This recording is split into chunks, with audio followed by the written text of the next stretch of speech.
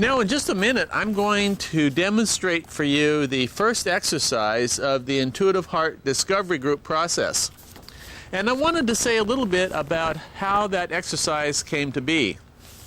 You saw in the tape about my having worked with people in groups having dreams for somebody. And as you'll read about in this book, I tell the story about how that led me to discover that we can find in ourselves information that's relevant not just for us, but for somebody else. It's when we care, when we want to help them. So I've been researching psychics for a long time, and I've been getting a number of psychic readings. One of the things that I would do, for example, is that if I would go to several psychics at the same time and ask them the same questions.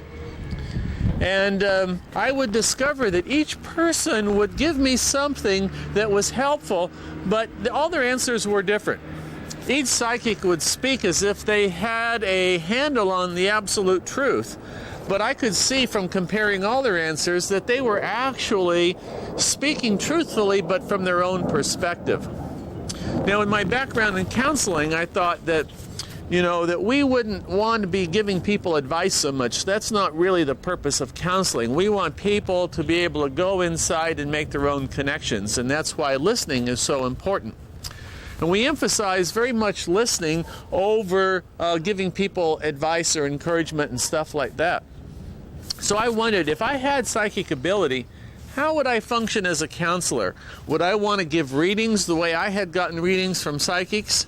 Well, I thought not, because I could see that I was really stepping into that process, or the psychic was stepping in when they were giving the reading. It didn't leave anything for me, the client. And I thought that what I would like to do is, if I could be a psychic counselor, I would somehow make this connection with the person in such a way that I would spontaneously begin to think about something that I had experienced, and I would share with them this experience that I had and what I had learned from it. And because of my psychic connection with this person, I would be drawn to a memory that would really be helpful to them, would really speak to them. Now, one day, a psychic came here into this room, sat in this chair to interview, to audition for some work we were going to do. And she had worked as a psychic for many years, but lately she had decided that she didn't know if she wanted to do it anymore because she felt people were becoming too dependent on her for knowing all the answers. And she was describing to me an interesting process where she said that she found that lots of times when she wasn't giving a reading, she would be with somebody and she would find herself telling them a story, telling them about something that had happened to her. And that the person would say, "My goodness, there's a reason why you're telling me this. I really needed to hear that." And this lady came to realize that she was now functioning psychically in a different kind of manner, where these stories were just popping into her mind, and that they were making connections for the people. Well, that really rang a bell with me, because that was exactly like my own fantasy of how I would like to function as a psychic counselor. So I asked her, let's try a little experiment.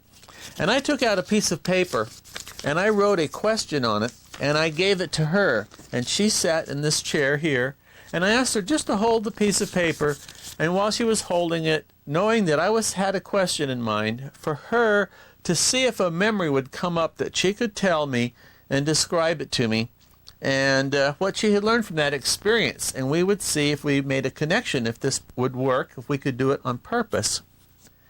And she started to tell me about a story where she did have a business as a travel agent, and she was working on a proposal for a hospital.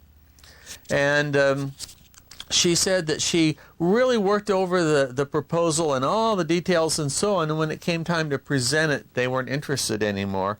And she realized she had spent too much time trying to make it the perfect proposal. And as a result, she lost out. Now, when she said the word perfect, I really it struck a bell with me, because I had been feeling that somehow in working on my book, which was the subject of this question, that I had been too much of a perfectionist. So when she used that word perfect, I really could connect there, and I felt that somehow we were sharing a common experience of when worry would make us be overly cautious or obsessive or something like that. And I was really excited by this story because it suggested that this process could be done intentionally on purpose, and that this could perhaps be a new ritual. Now, it has a lot of the characteristics of the dreaming process, which you saw in the video, because a person is sharing of themselves and yet making a connection with another person. Now, in the video, you'll see a person use this piece of paper. I'm demonstrating it with one of my students, and she writes a question on a piece of paper and hands it to me, and I'm holding it. Now, in the workbook, Exercises for an Intuitive Heart, you won't see any reference to this paper. Because over time now I've eliminated the paper because it really distracts people from the essential experience, which is making that heart connection. They can focus on the feeling in their heart and feeling the other person in their heart, and that there's some kind of a connection there, and out of that connection they can let the process of helping come about. Okay, now let's go to the video and look at this demonstration segment where you'll see me doing the ritual of the intuitive heart that I call In My Experience. I'm going to ask, someone have a pen for Janine, a pencil, something to write with? Okay. I'm going to ask you to write down 2 or 3 words that refer to a specific concern that you have. Not about Europe, because we've talked about that, and not about medical stuff. There's been a lot of talk about that, but there's some other kind of personal issue that's been causing you some distress or dilemma or something you care about, in other words, involving yourself, but that you're willing to disclose to the group. Because when it comes for feedback, okay?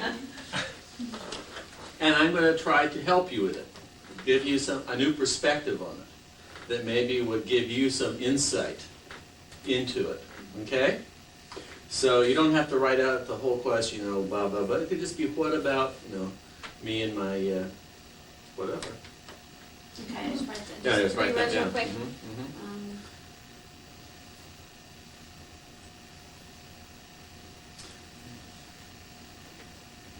I'm going to describe what I'm going to do and how I'm going to do it, but we'll get in more into the theory and explanations later. We'll just do a couple of rounds. So rip off that sheet, and I'll take it.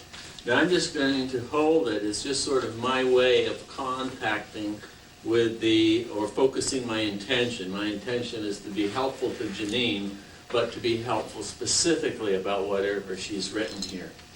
And the first thing I'm going to do is just try to experience a heart connection with Janine. You've all had some experience of doing that, just sort of relaxing for a moment, feeling the presence of Janine here with me.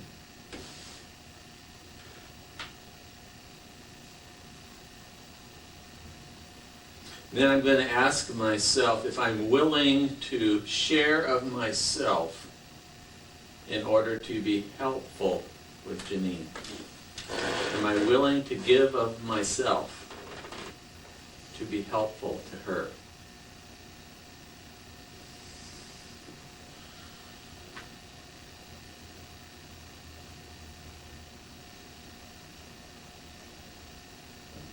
I feel like I am. Maybe I'm a little too eager to do so, so I'm just relaxing. It's just okay, just be yourself, and you can give of yourself and be helpful to her.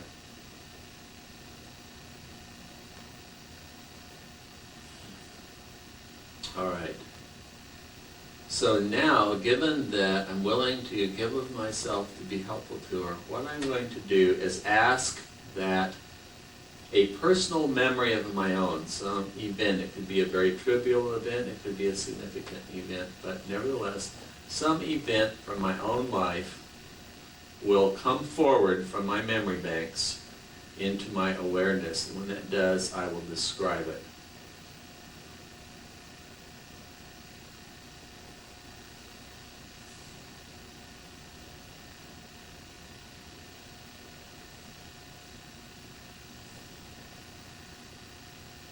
a memory that will prove somehow to be a link up to some helpful information for Janine.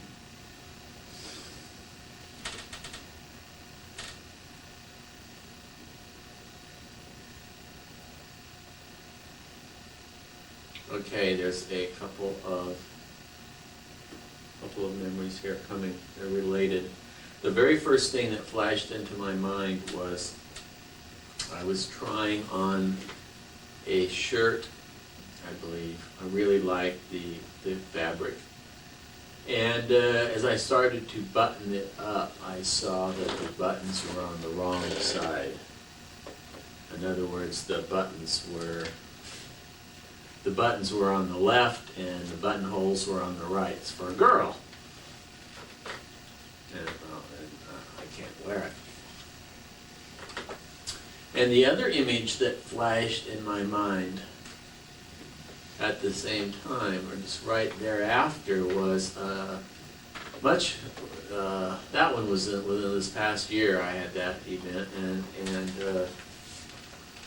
in high school, there was a sweater that I had always wanted for some time, and it was a white sweater, and I bought it, and I was wearing it around the house, sort of getting the feel for it, when I started to get kind of self-conscious, and I was thinking, white sweaters are what girls wear.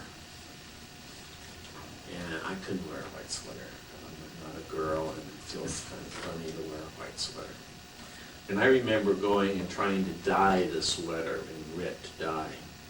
It was polyester, so it didn't take it. I was going to dye it bright red, and it came out pink. This was worse. And before I had done anything, of course, the threads that they used on the buttonholes, they were cotton, so they were bright red. So I had this pink sweater and bright red buttonholes. So my money was down the drain. So those were the incidents that are coming to mind for God knows what reason. But my intention is to be helpful to Janine. So the next thing that I'm going to do is I'm going to ask that some understanding come to me as to what I have learned as I reflect back on these memories. What have I learned? What do these events have to teach me?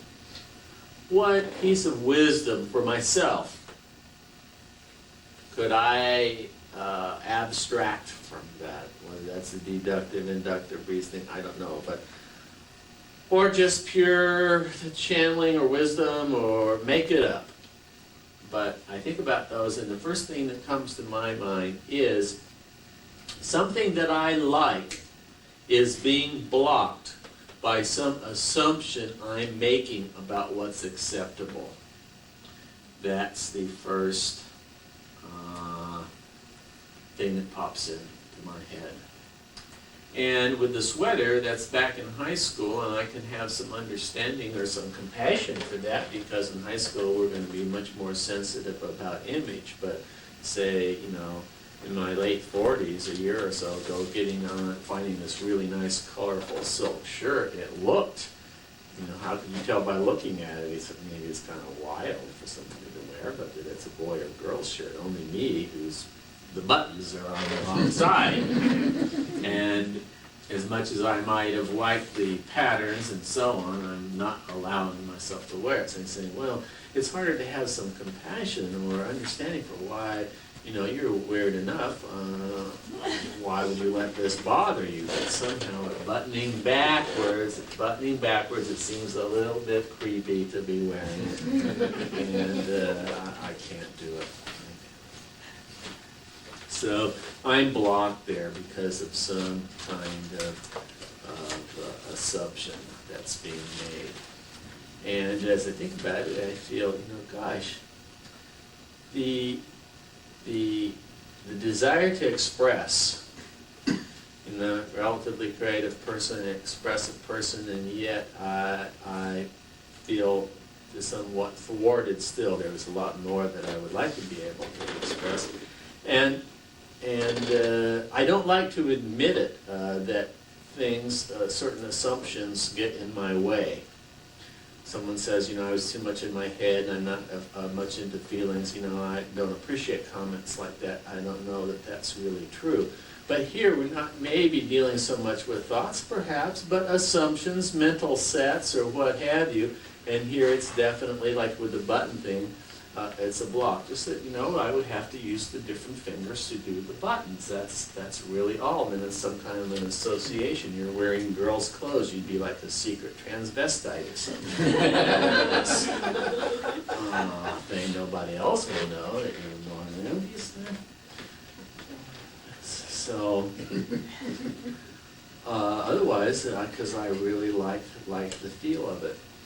And the challenge to me in that, is to be able to let go or put aside certain assumptions, boundaries, if you want to call it that, sets, pigeonholes, what have you, as to what's appropriate, and that would then allow this thing to come through. And I could see, too, as I look at it, I'm dealing with a comfort level. It's one thing for somebody to say, oh, just let go of those assumptions and just let her rip, but they're really not touching the matter of the comfort level involved in me having to be comfortable in letting go of this thing. And as I'm pondering it here at this moment, I don't know exactly what I would have to do to make it comfortable. I guess what comes to mind is like a mindfulness in which I really just explore the sensations of buttoning it on the other side, the sensation of having girl clothes come to mind, the memory of putting on some of my mom's clothes when I was a little kid and feeling kind of weird about doing that. Feelings of uncomfortable, what do those feelings feel like? And just sort of explore it until perhaps it would all kind of get neutralized and say, no big deal here, and let it aside and then move into the comfortable wearing of that shirt. Okay, so that's about it for this. And I've come out of it and I'm wondering, here I have talked about myself a lot here.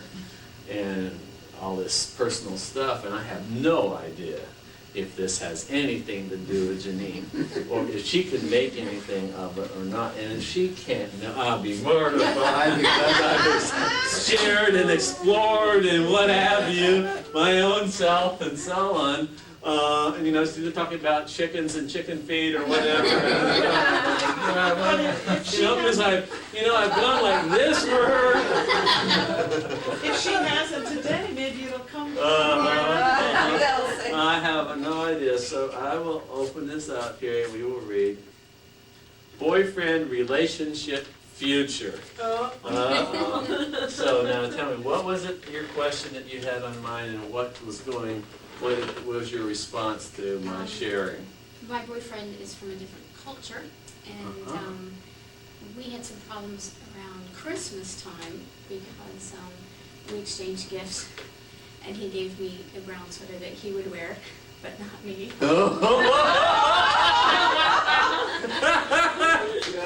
Hey. That is a good. Where's my shingle going right here, you think? Like this? If anybody has bought med shirts in Great Britain, they button on the other side. They do? Yes!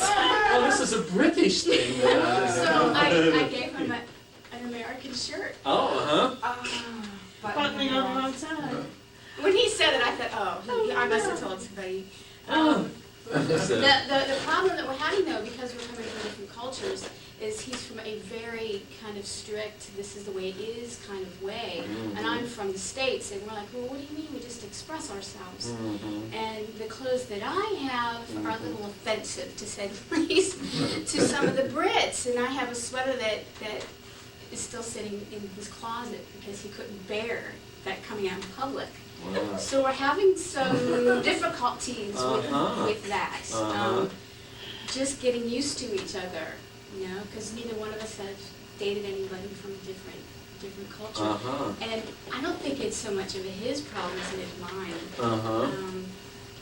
because I feel like I can't be me, or I can't dress the way I want to dress, you know what I mean, or be American, or, you know, that kind Because of of trying to not step on his buttons, you mean? thing. Yeah, yes, so to speak.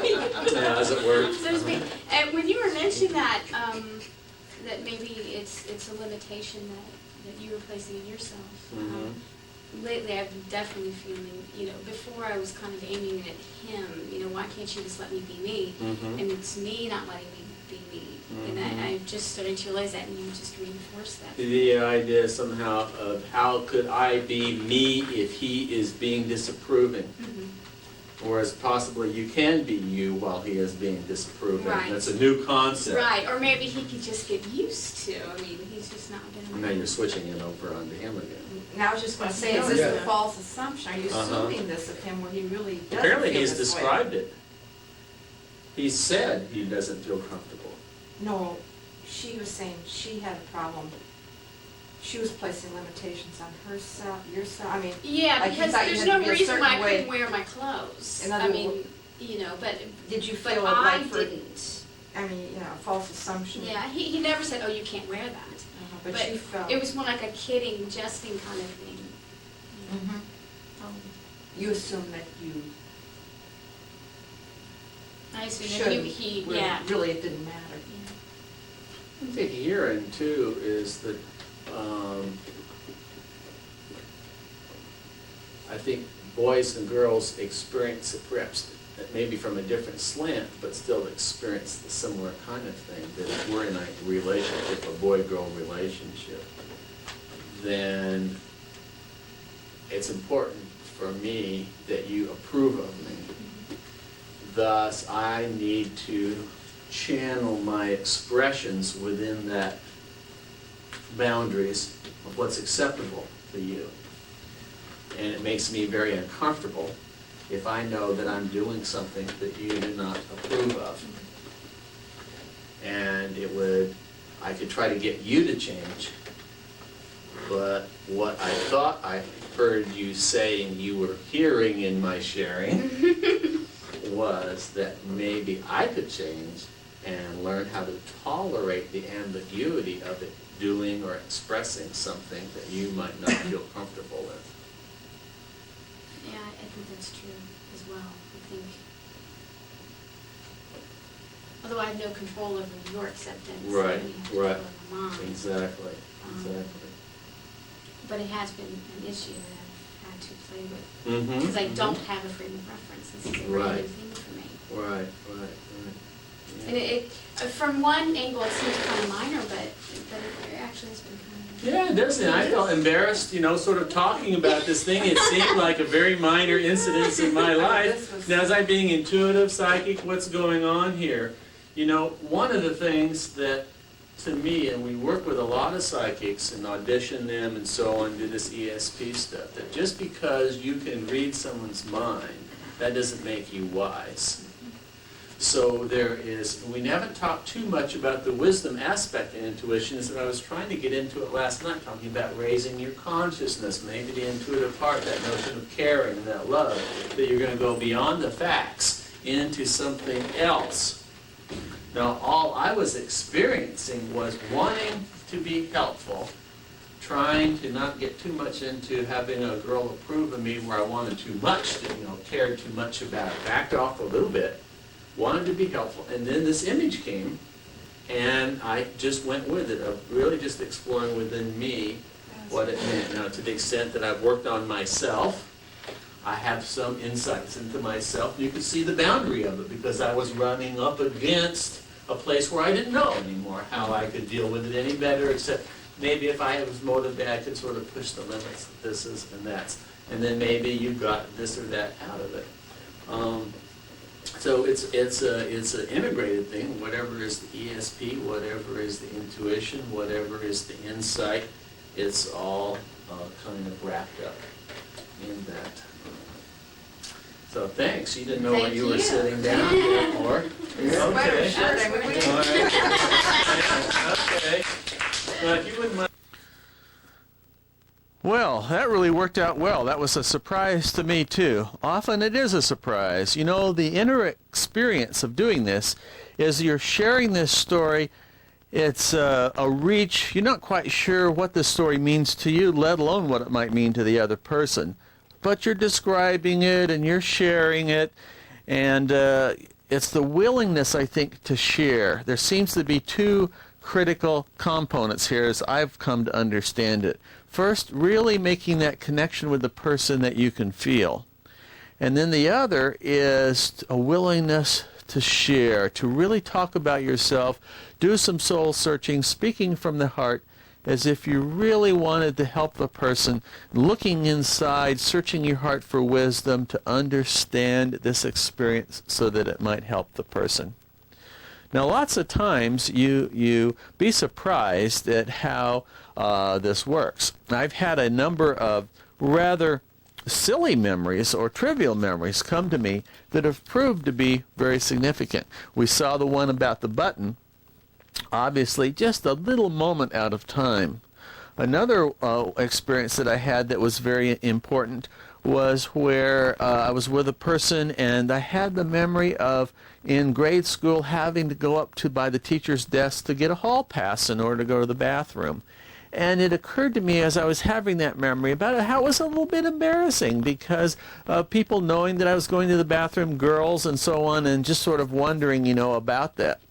And the person had their question. They were very excited by my answer. They were crying, in fact. And they said, you know, they wouldn't have to get rid of the kitten. It's the kitty litter is the problem. And I was really surprised. Kitty litter, what are we talking about here? And she went on to explain that her question had to do with this new cat that she had brought in from the SPCA, but it didn't seem to be getting along with the other cat, and they were peeing on the floor and so on. And she realized from my story that it was the mixing of the two cats in the same kitty litter, that was the problem. And that was so much different from the soul searching that I had gone through, and yet it made a connection for the person. So you have to encourage people to go with the memories that come and not expect some kind of a profound memory to happen, but it's the trust in the process. You're making the connection with the person, you're trusting in this flow, this memory comes, you share it, you work with it, process it, and so on, and have some trust that somehow things are working out. So I think you'll find it a really fun process to explore. People have had a lot of good times, very interesting connections, and it's just something that you're going to have to experiment with so that you can get some background in how it works and the kinds of reactions that people have.